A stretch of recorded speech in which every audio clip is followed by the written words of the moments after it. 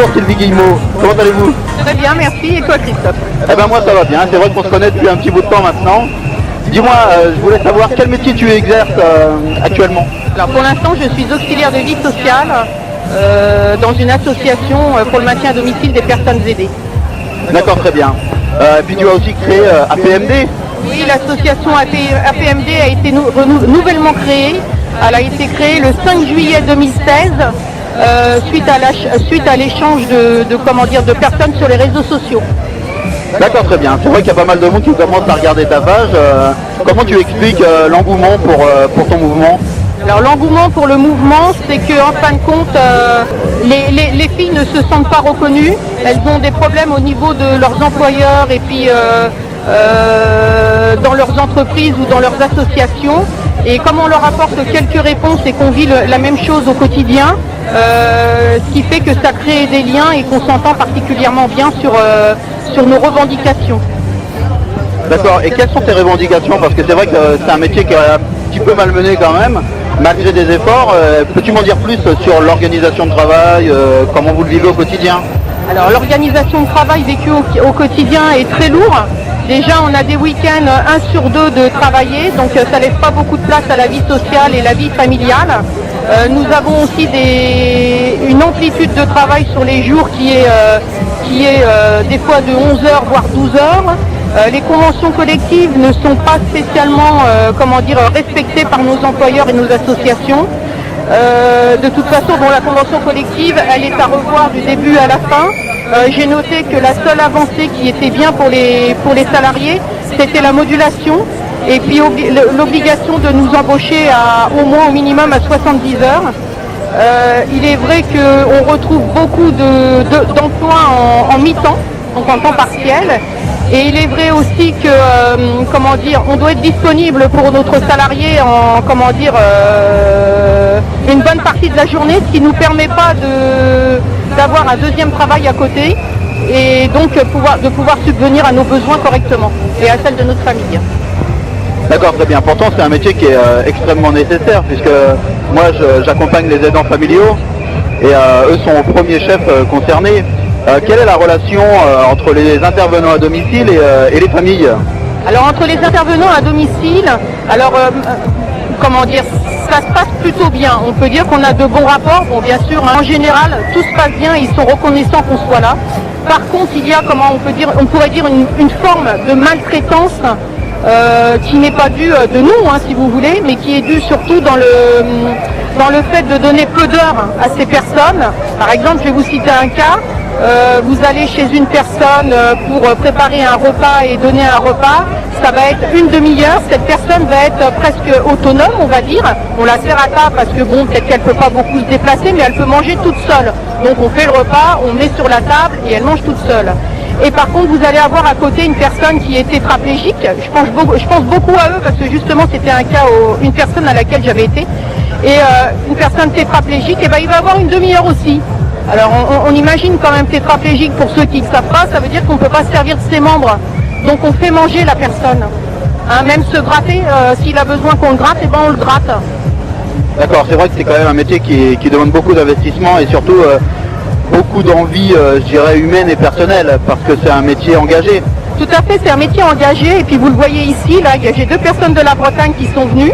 De la Bretagne, carrément? Oui, tout à fait, totalement de la Bretagne, et on a le mari qui supporte sa femme, voilà.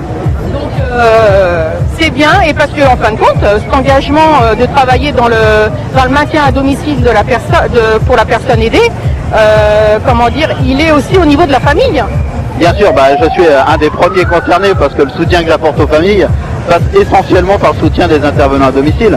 Par contre, aujourd'hui, je voulais vraiment faire un focus avec toi et puis les gens qui sont avec toi, parce que aujourd'hui, effectivement, c'est surtout dédié aux EHPAD, mais le domicile, c'est aussi important, puisque le domicile, beaucoup de gens veulent rester chez eux. Alors, ça ne veut pas dire qu'on minimise l'impact qu'il y a en EHPAD, mais le domicile est important. Comment tu pourrais expliquer le fait qu'il y a eu beaucoup de communication sur les EHPAD et très peu sur un mouvement d'aide à domicile? Alors il y a eu très peu de publicité sur d'appel à la grève sur le maintien à domicile, tout simplement parce qu'on est éparpillé déjà, c'est pas mal. On est pas mal éparpillé, pas beaucoup sont syndiqués, que c'est vrai que c'est pas évident de se mobiliser. D'un autre côté, si on veut reconnaissance et valorisation et professionnalisation dans notre métier, il faut qu'on se bouge. Il y a un point aussi que je voulais aborder parce que ça, c'est aussi un peu le nerf de la guerre. La formation, est-ce que tu peux me dire 2-3 mots sur la formation, votre formation à vous en tant qu'intervenant à domicile? Alors la formation, malheureusement, quelque part, moi je l'ai vécu, étant donné qu'on a un diplôme d'auxiliaire de vie sociale, il est vrai que les formations, on les occulte pour vous. On va plus former par petits modules par les associations, par petits modules à l'AFPA, eux c'est ça qu'ils prennent en formation, des journées de 3 jours pour les agents à domicile, alors sur la dépression, sur la schizophrénie, etc. Mais sinon la formation pour nous, ça serait beaucoup plus justement la validation des acquis, puisqu'il y a quand même 2 catégories professionnelles qui sont vraiment il n'y a vraiment pas grand chose qui les différencie. Il y en a 3 en fin de compte. L'agent à domicile, la DVF, donc l'auxiliaire de vie aux familles, et nous avons l'AVS, auxiliaire de vie sociale. Donc voilà, mais c'est vrai qu'en formation, c'est pas terrible. Et puis, vous savez, quand vous regardez quand vous demandez des formations, il y a des moments où l'employeur il vous dit, attendez, moi j'ai pas les moyens, alors taisez-vous un petit peu, ne répercutez pas l'information à tous les employés. Donc ça arrive aussi constamment. Et je voulais revenir à tout à l'heure, puisque je me rappelle de ce que je voulais dire. Comme quoi tu vois la mémoire, faut la travailler tout le temps. C'est les organisations syndicales, ils m'inspirent derrière. Voilà, je voulais dire, tu me parlais tout à l'heure de l'impact de la publicité, entre guillemets, qu'on a fait à cette manifestation sur les EHPAD, mais que ça n'a pas été beaucoup retransmis pour pour le maintien à domicile. J'y tiens absolument parce que les auxiliaires de vie, les agents à domicile et les ADVF, elles n'étaient pas contentes du tout dans le groupe. Elles ont eu l'impression qu'on était occultés. Alors il faut savoir que le maintien à domicile, étant donné que les organisations syndicales n'ont pas beaucoup de salariés, ils les occultent complètement. Donc je voudrais leur rappeler, on ne sait jamais, des fois qu'ils peuvent regarder ta caméra et puis ton petit film vidéo. On voudrait leur rappeler que voilà, il faudrait faire attention et un petit peu s'occuper des salariés, puisqu'une organisation syndicale, un tant soit peu, même si on n'adhère pas, elle est là pour défendre tous salariés et tous métiers confondus. Merci pour le message, Sylvie. Merci beaucoup, Sylvie, de ton temps, de ton investissement pour le métier, parce que je sais et tu sais à quel point moi je suis sensible à ça. Alors moi aussi, je dirais un petit bémol, parce que j'ai été aussi chef d'entreprise dans l'aide à domicile, j'avais mon agence, et je pense qu'effectivement les 2 univers peuvent se rejoindre, parce qu'il suffit d'avoir une communication.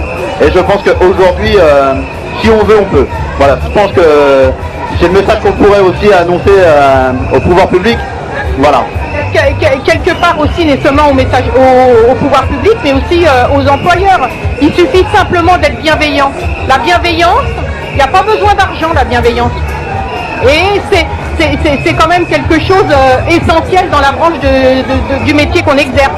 Bienveillance auprès des personnes aidées, auprès des aidants aussi, parce qu'eux, ils ont besoin d'attention, et des fois certainement plus, entre guillemets, bien sûr, que les personnes aidées. Ils sont essoufflés aussi, ils sont fatigués. Et les salariés. Donc bienveillance, le maître mot, et peut-être que ça décoincera un petit peu le secteur du maintien à domicile. Compte sur moi pour faire passer le message en tout cas. Merci beaucoup, Sylvie. Christophe Axel pour la radio pour les SAP.